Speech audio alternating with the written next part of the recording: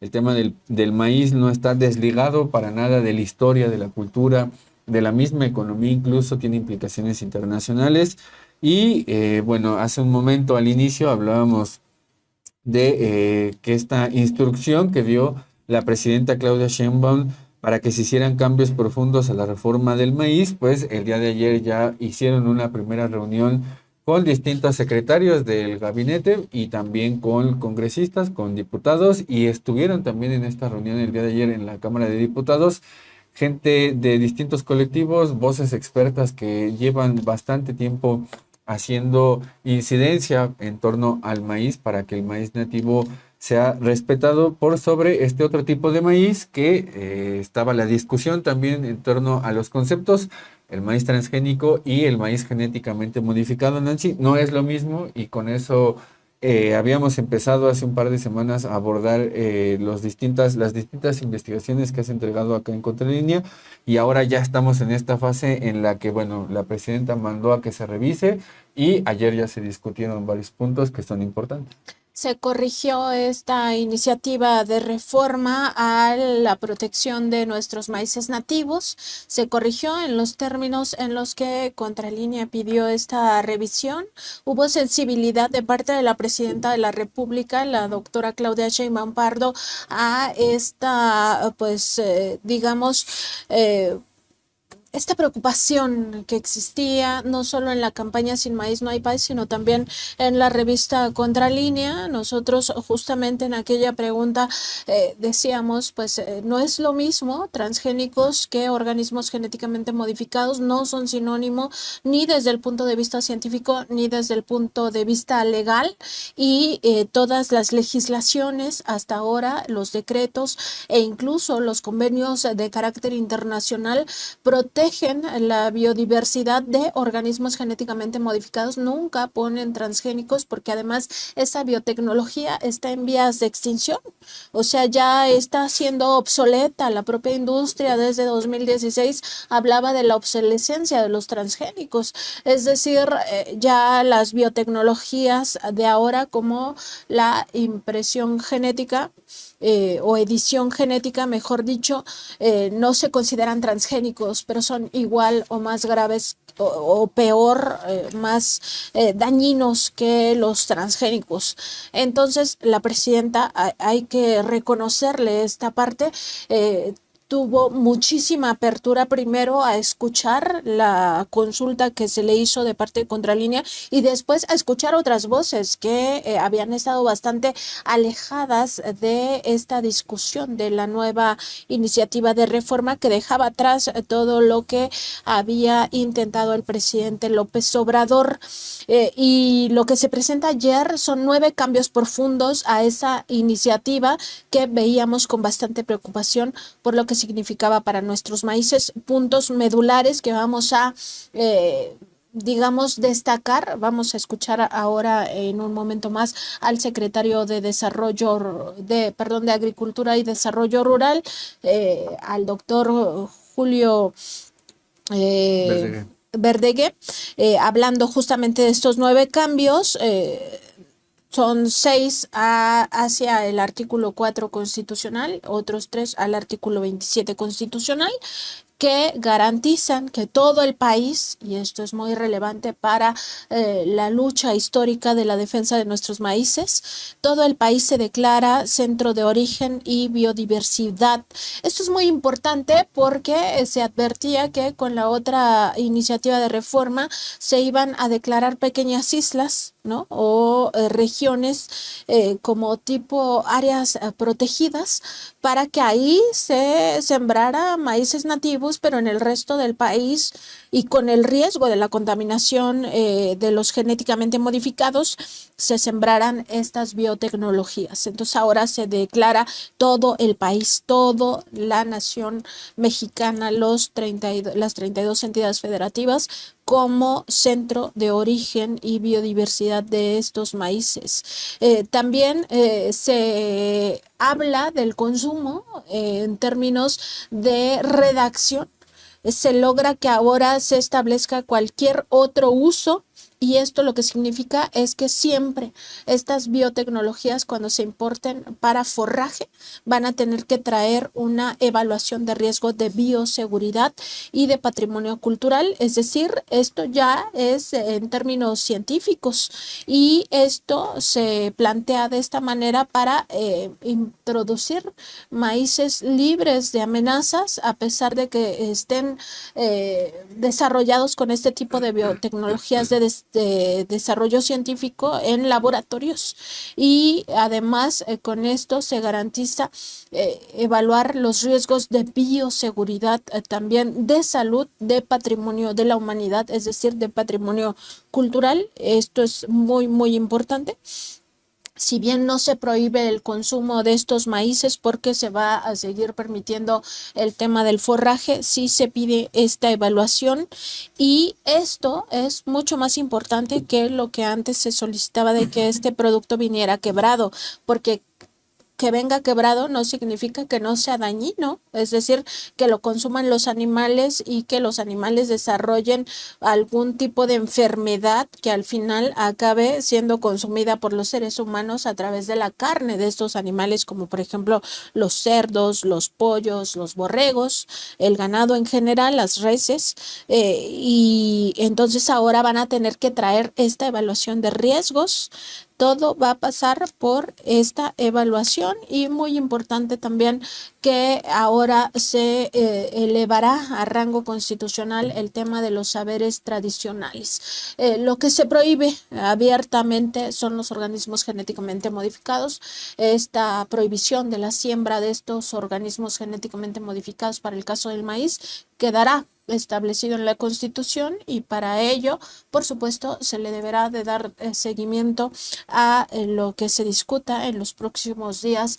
en la Cámara de Diputados y después en la Cámara de Senadores, donde ya decíamos el riesgo es que haya cabildeo de parte de estas transnacionales, que seguramente en esta semana particularmente que inició con esta pregunta de Contralínea el pasado 4 de febrero y hasta el día de ayer, que se presentan ya con mucha claridad estos 9 cambios profundos a la iniciativa de reforma, han de haber perdido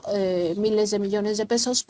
o dólares, porque ellos seguramente ya estaban especulando. Siempre han querido entrar, como lo advertimos también la semana pasada, siempre han querido entrar a los centros de origen para así incidir definitiva e irreversiblemente en la reproducción de semillas. Como decía Aníbal al principio, estas semillas ya no se reproducen de forma natural. Siempre estaríamos condenados por esta contaminación de organismos genéticamente modificados a comprarle las semillas a las transnacionales, y eso pues sería una pérdida de la seguridad alimentaria de la humanidad, ni siquiera solo de México, sino de la seguridad alimentaria global. Así de importante lo que ha sucedido esta última semana a partir, como decíamos, de esta pregunta, de esta consulta que le hicimos a la presidenta, que ella fue muy sensible a este tema. Se revisó profundamente, como ya también hemos hecho la cronología. Primero ella habló con los secretarios, pidió una explicación profunda en términos científicos y en términos legales. Después los secretarios se reunieron con científicos, científicas, abogados, abogadas y también activistas de la campaña Sin Maíz No Hay País, y se llegaron a estos acuerdos que echaron atrás esta intentona de las transnacionales, específicamente Bayer Monsanto y Syngenta, de llevar a rango constitucional lo que habría sido un desastre para la seguridad alimentaria de México y del planeta, Aníbal. Así es, y también varios aspectos aquí que son relevantes, estas modificaciones que decías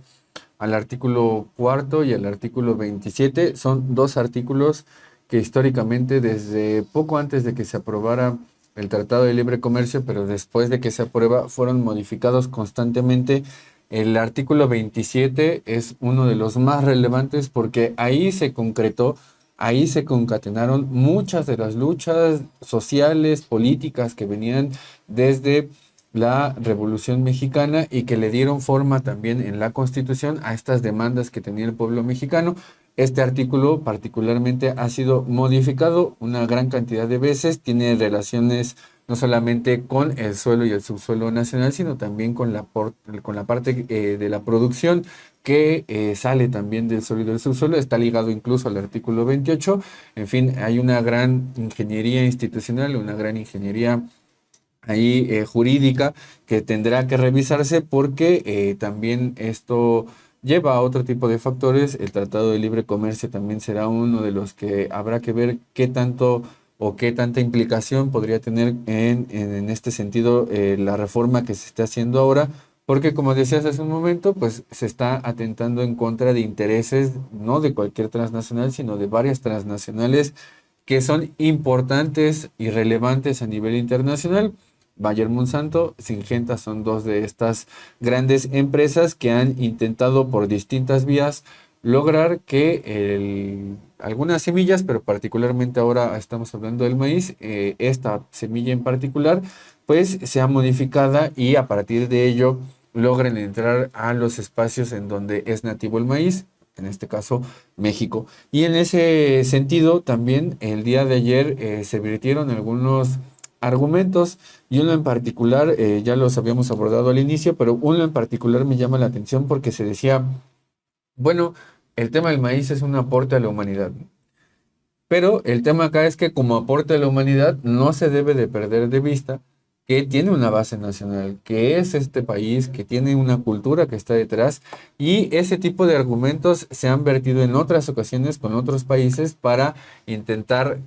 romper esa soberanía nacional. Pongo un claro ejemplo de esto que yo creo que a todos y a todas nos va a ser bastante útil para entender de qué estamos hablando. El caso de la Amazonía. Muchas veces se ha dicho, bueno, es que la Amazonía es un aporte natural a la humanidad,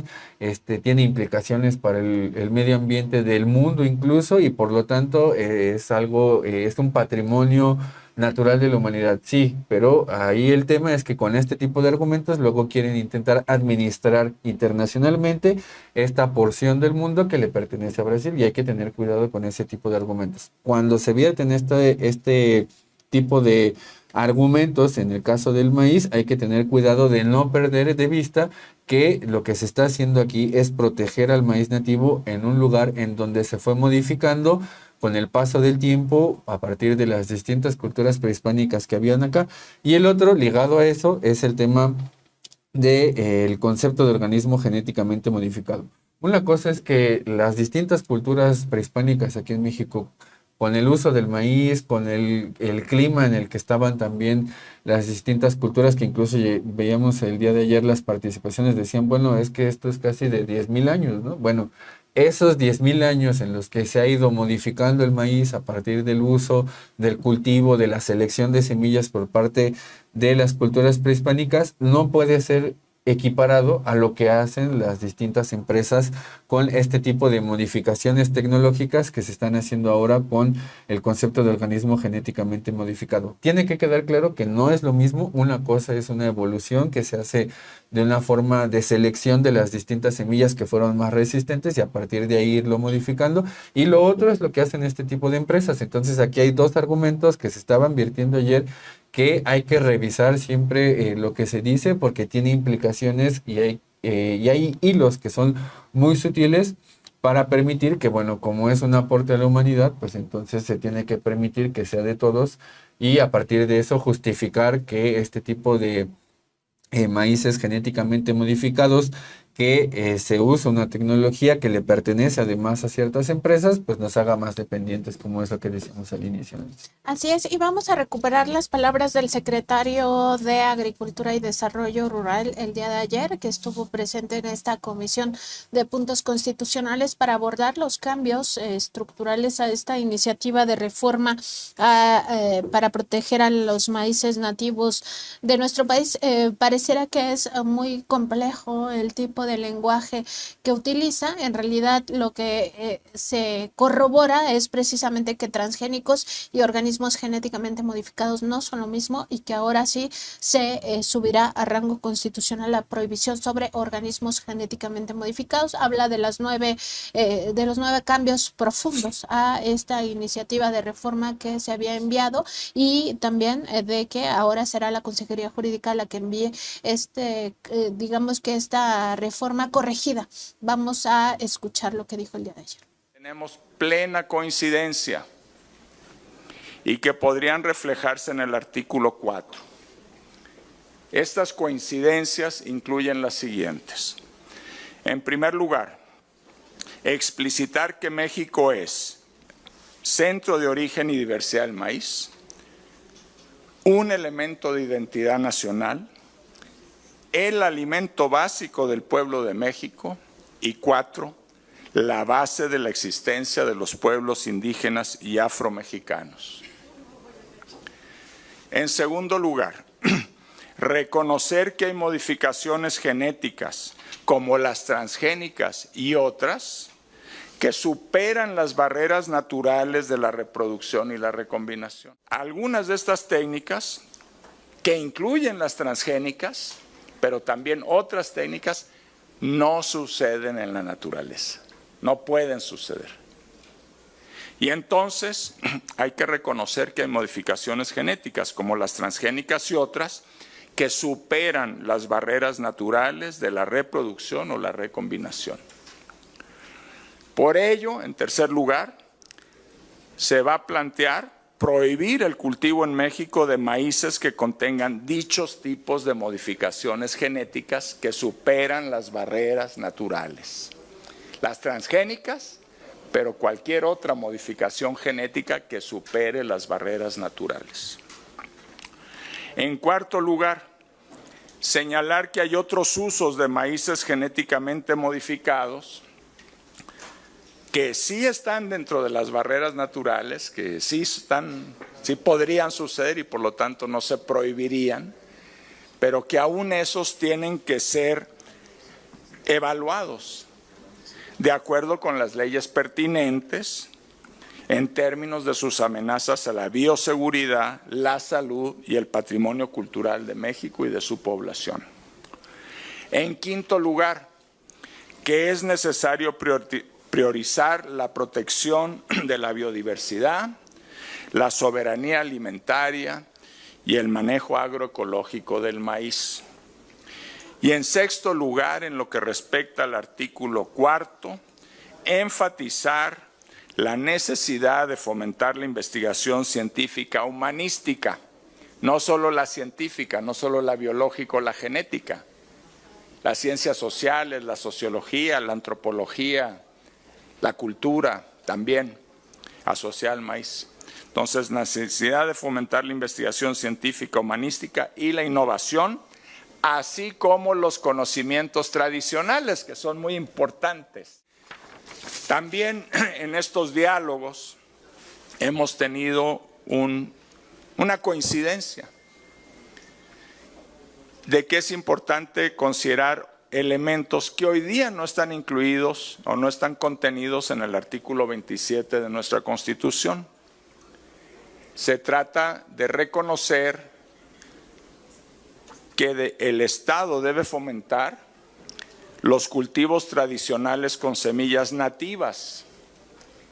El maíz no es un elemento aislado en muchos de estos millones de campesinos y campesinas. El maíz existe dentro de un sistema muy complejo que también tiene una historia milenaria que se llama la milpa. Entonces se trata de fomentar los cultivos tradicionales con semillas nativas, en especial el sistema milpa. En segundo lugar, fomentar por parte del Estado el óptimo uso de la tierra libre de cultivos de maíces producidos con estas técnicas que superen las barreras naturales de la reproducción o la recombinación genética. Y en tercer lugar, en lo que respecta al artículo 27,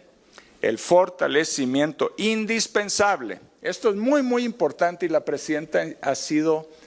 muy insistente en las pláticas que hemos tenido con ella en las últimas semanas. Podemos decir todo lo que queramos de tener nuestras variedades, etcétera, pero tenemos una